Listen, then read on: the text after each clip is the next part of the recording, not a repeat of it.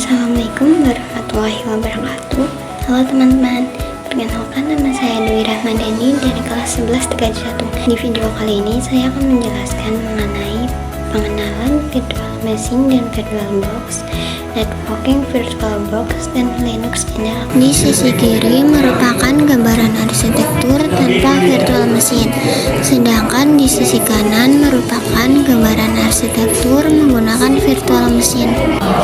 Arsitektur tanpa virtual machine yaitu terdapat CPU, memori, NIC, DISK yang menggambarkan hardware dari program kita. Yang kedua, lalu di atas komputer digunakan sistem operasi dan di dalamnya terdapat kumpulan software aplikasi yang dapat digunakan. Arsitektur menggunakan virtual machine yaitu di atas hardware kita ditanamkan hypervisor yang merupakan aplikasi untuk menjalankan sistem operasi, dan hypervisor ini kita bisa membuat beberapa sistem operasi. VM atau virtual machine yang artinya program komputer yang memungkinkan salah satu sistem operasi berjalan pada perangkat keras lainnya dan memungkinkan juga bagi pengguna untuk menjalankan sistem operasi atau aplikasi pada perangkat keras tanpa perlu memisahkan atau menginstal sistem operasi baru pada perangkat keras. Virtual machine bekerja dengan mensimulasikan perangkat keras seperti CPU, memori, dan perangkat penyimpanan. Manfaat virtual machine yaitu untuk penggunaan perangkat lunak, pengujian, isolasi lingkungan, dan optimalisasi penggunaan sumber daya. Keuntungan utama virtual machine yaitu isolasi lingkungan, penghematan energi, efisiensi penggunaan perangkat keras dan pengurangan biaya, fleksibilitas dalam mengelola dan mengalokasikan sumber daya. Basic tools dalam VirtualBox yaitu ada 4. Yang pertama, clone. Clone itu seperti duplikan virtual machine yang artinya membuat salinan identik dari mesin virtual yang sudah ada. Yang kedua, snapshot. Snapshot dalam VirtualBox artinya salinan dari status mesin virtual pada titik tertentu. Yang ketiga, export artinya menghasilkan salinan lengkap dari mesin virtual dalam bentuk arsip dan diperlukan saat kita ingin membuat virtual machine baru namun VirtualBox-nya punya orang berbasis OVA. Yang keempat, import.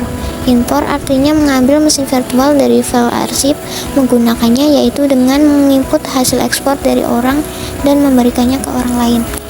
Setelah itu kita lanjut untuk mendownload dan menginstal VirtualBox terlebih dahulu. Yang pertama-tama kita buka Google lalu ketik download VirtualBox, lalu kita klik situs yang paling atas, lalu akan muncul seperti yang ada di video. Lalu kita scroll ke bawah dan klik Windows Host. Untuk proses install, klik VirtualBox lalu next, lalu next lagi, dan next lagi, lalu pencet yes dan install. Setelah selesai kita klik finish lalu akan muncul tampilan awal seperti ini. Nah, setelah kita mendownload VirtualBox, kita akan lanjut membuat virtual machine atau Linux Ubuntu pada VirtualBox. Caranya yaitu klik new. Lalu di sini kita akan membuat sistem operasi Ubuntu. Jika teman-teman belum mendownload file sistem operasi Ubuntu, bisa download di browser. Itu dengan cara kita ketik Ubuntu server ISO 20.04.3.4s. Lalu kita klik situs yang kedua, lalu kita scroll ke bawah. Setelah itu kita klik yang server install Emacs.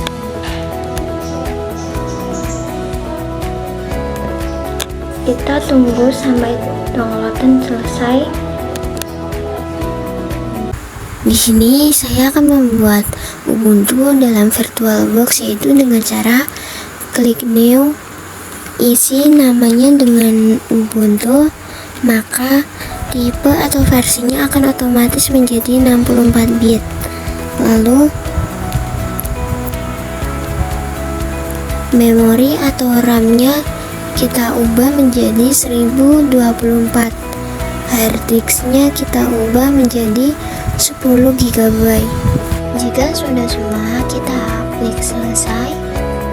Nah, di tampilan kali ini kita bisa langsung klik start atau mulai. Kita tunggu. Di sini kita disuruh masukin file Ubuntu yang sudah kita download kemarin. Caranya yaitu kita klik tanda pesan yang warna kuning, lalu kita pilih lainnya dan kalian cari di mana kalian menaruh file tersebut. Klik open dan klik lagi kait dan coba ulangi bot. Di sini kita tunggu lagi pemrosesannya.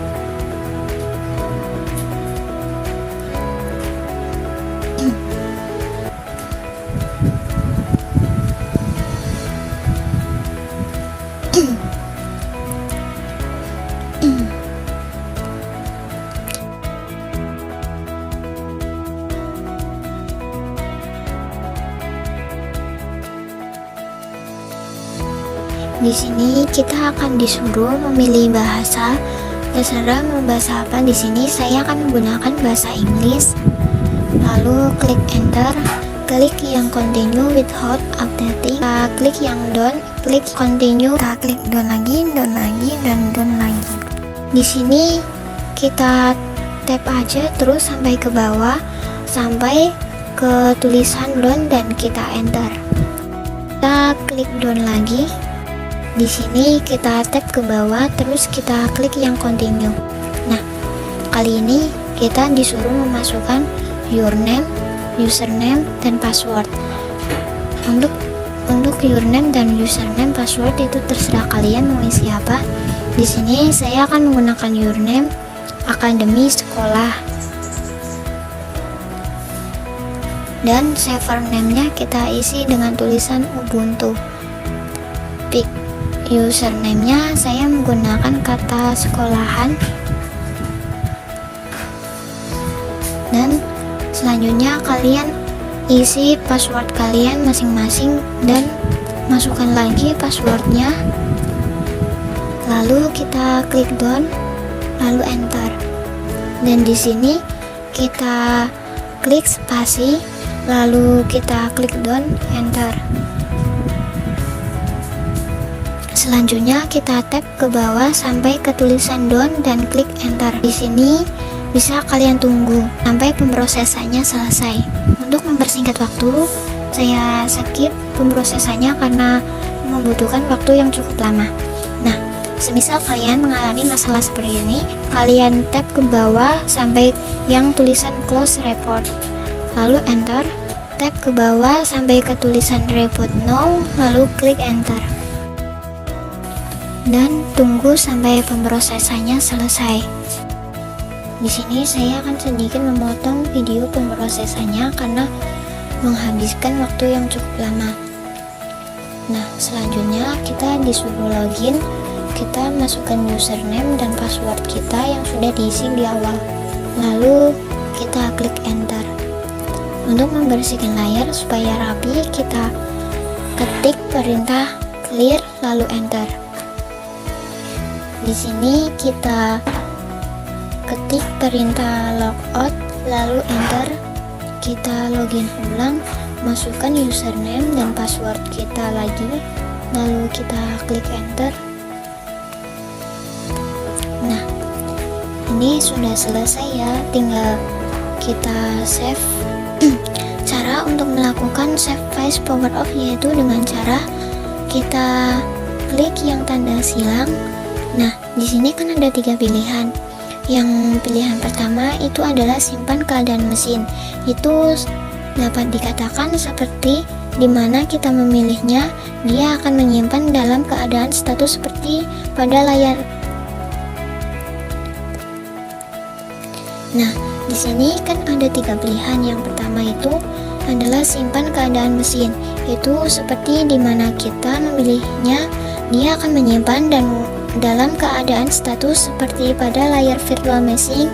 Lalu kita akan mencoba klik OK. Maka dia akan melakukan serving virtual meshing.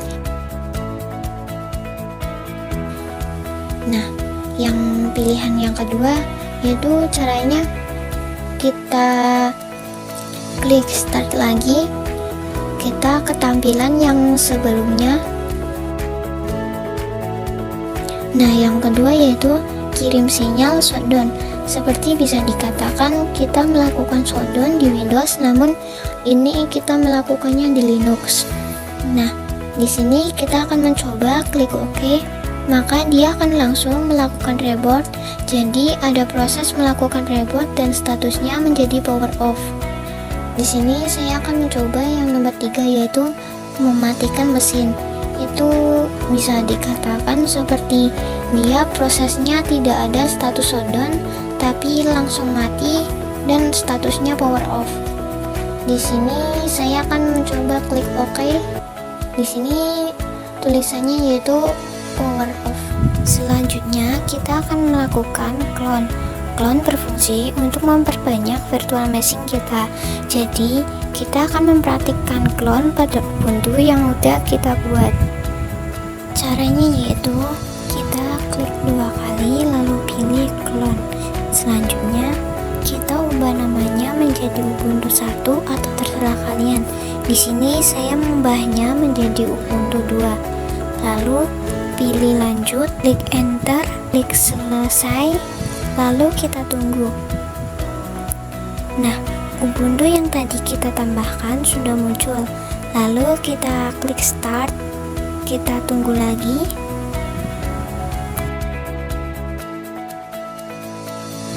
Kita klik enter, kita tunggu lagi.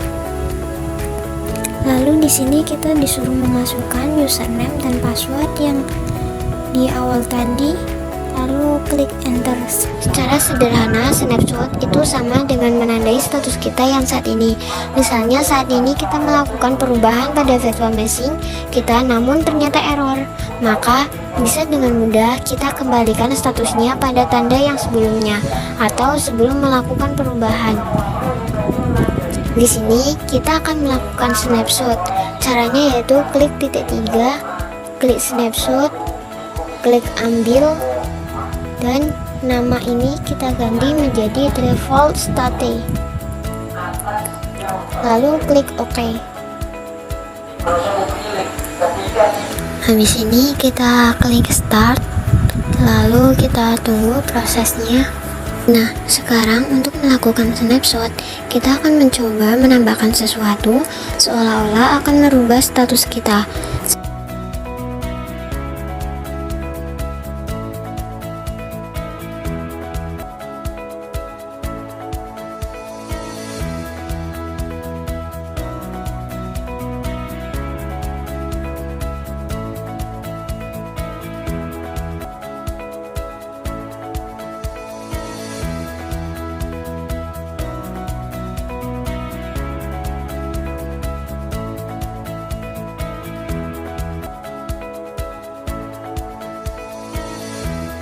Kita login dulu, lalu klik enter, enter lagi, lalu perintah ls. Sebagai contoh, saya akan menggunakan perintah touch, kemudian dibarengi dengan nama filenya. Di sini sebagai contoh saya menggunakan a.txt, b.txt, c.txt, d.txt. Sekarang kita akan melakukan restore. Anggap saja kita sudah melakukan konfigurasi, tetapi konfigurasi yang kita lakukan salah, satu error, lalu kita ingin mengembalikan ke posisi default. Caranya dengan melakukan klik tanda silang, kemudian pilih power off, lalu centang restore, lalu klik OK. Setelah itu file yang error akan direstart. Cara mengekspornya yaitu klik kanan, pencet ekspor ke OSI, lalu pencet yang pesan warna kuning, kita tunggu, lalu masukkan ke dokumen yang kalian mau. Misalnya saya mau masukkan di dokumen download, lalu kita save, lalu pencet lanjut, selesai, kita tunggu sampai eksporannya selesai. Di sini kita akan mengimport hasil ekspor yang tadi. Yang pertama kita buka file yang sudah kita ekspor tadi, lalu klik 2 kali sebelah kanan, lalu pilih open. Di sini adalah hasil yang sudah diekspor tadi. Nah, nama Ubuntu yang itu bisa kita ubah menjadi Ubuntu 2 atau Ubuntu berapa terserah. Di sini saya akan mengubah menjadi Ubuntu 4. Lalu klik selesai. Kita tunggu imporannya sampai selesai. Isi imporan yang tadi akan sama seperti yang kita ekspor di atasnya. Di video kali ini saya akan mempelajari mengenai networking adapter dalam VirtualBox. Networking adapter itu adalah jenis jaringan apa aja yang bisa kita gunakan dalam virtual machine kita, yaitu dengan cara klik kanan dari salah satu Ubuntu kita, pilih pengaturan, lalu pilih jaringan atau networking. Dalam jaringan atau networking ini tersedia 4 adapter, namun adapter yang aktif hanya ada 1. Tipe networking adapter yang tersedia di VirtualBox yaitu NOT ATASET, NAT, NAT Network, Brick, Host Only, Generic Driver. Hal yang pertama harus kita lakukan sebelum belajar networking pada VirtualBox yaitu mereset MAC address pada setiap virtual machine. Karena Ubuntu 2 ini hasil dari cloning dari Ubuntu dan Ubuntu 1 ini hasil dari ekspor Ubuntu, jadi sebetulnya 3 virtual machine ini sama. Jadi kita cek pada setting, kemudian ke bagian network, lalu ke bagian Avance. Nah, di sini ada MAC address. Maka dari itu kita harus reset agar setiap virtual machine memiliki MAC address yang berbeda. Caranya yaitu di bagian MAC address sebelah kanan kita klik aja. Perhatikan di bagian MAC addressnya sudah berubah. Untuk Ubuntu tidak usah diubah. Nah, di sini kita sudah mereset semua MAC address pada Ubuntu. Kali ini kita akan belajar tentang networking mode NAT. Nah, kita coba masuk ke salah satu Ubuntu, lalu kita klik setting atau pengaturan. Kemudian kita pilih network atau jaringan pada NAT. Di NAT memiliki banyak pilihan, yaitu yang pertama NAT, yang kedua adapter the brick, yang ketiga jaringan internal, yang keempat adapter hanya host, dan ada yang lainnya. Di sini kita akan belajar mengenai NAT terlebih dahulu. Lalu kita klik OK. Sebelumnya fungsi NAT sendiri yaitu menghubungkan VM kita ke internet. Kemudian kita coba start, kita tunggu.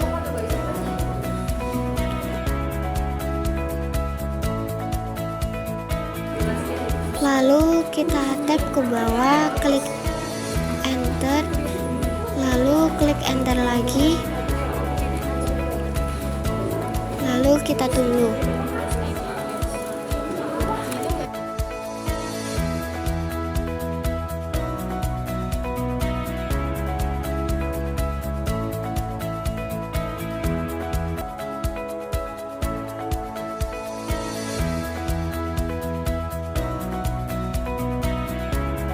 Nah, di sini kita disuruh login, masukkan username dan password. Yang pertama kita masukkan username dulu, lalu kita klik enter dan masukin passwordnya. Kita enter lagi. Kemudian kita ketik IP address, lalu klik enter. Kemudian setelah itu kita ketik ping google.com, lalu kita klik enter. Jadi intinya NAT itu menghubungkan VM ke komputer kita dengan jalur internet. Misalkan kita gambarkan menggunakan topologi. Nah, di sini saya sudah membuat topologinya. Dari gambar ini sebetulnya tuh Ubuntu sudah connect dengan host OS dan host OS terhubung dengan internet. Ini hanya saja ketika kita menggunakan NAT, kita tidak tahu interface-nya yang ada di host OS, dan interface-nya itu hidden interface. Maksud dari hidden interface yaitu NAC pada host OS itu tidak dapat diketahui. Selanjutnya kita akan belajar lagi tentang NAT, namun ini lebih detail. Jadi tadi kan kita pada FB menyalakan satu VM saja. Kita akan coba menyalakan lagi yang Ubuntu Clone karena konfigurasinya hampir sama dengan yang Ubuntu.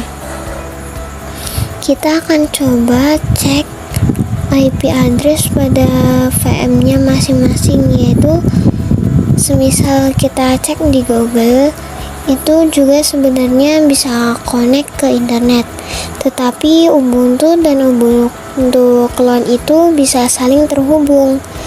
Akan kita cek, yaitu kita bisa mulai dulu dengan Ubuntu. Kita ketik ping google.com lalu enter. Nah, di Ubuntu kan seperti ini. Kita akan coba yang di Ubuntu Clone. Kita ketik lagi ping google.com lalu enter. Nah, samakan, lalu kita hentikan dulu dengan ctrl+c. Nah, seterusnya kita akan coba cek IP addressnya. Kita ketik, yaitu IP address, enter. Nah, di Ubuntu Clone itu IP inetnya itu 10.0.2.15. Nah, kita akan coba cek yang Ubuntu biasa, masih sama, yaitu kita ketik IP address, enter. Nah, di IP address juga initnya masih sama, yaitu 10.0.2.15. Jadi di Ubuntu juga terdapat IP inet yang sama. Artinya Ubuntu dan Ubuntu Clone memiliki IP address yang sama. Sedangkan kan IP address itu tidak boleh sama, namun dua-duanya bisa terhubung ke internet. Saya mempunyai gambar topologi, yaitu ini. Di gambar topologi ini, pada Ubuntu dan Ubuntu Clone bisa terkoneksi dengan host OS. Namun di host OS ini tidak diperlihatkan interface-nya atau hidden interface. Jadi Ubuntu dan Ubuntu Clone ini bisa terkoneksi dengan internet. Namun Ubuntu dan Ubuntu Clone ini tidak saling terhubung. Sekian dari penjelasan materi yang sudah kita bahas. Selebihnya mohon maaf. Terima kasih. Wassalamualaikum warahmatullahi wabarakatuh.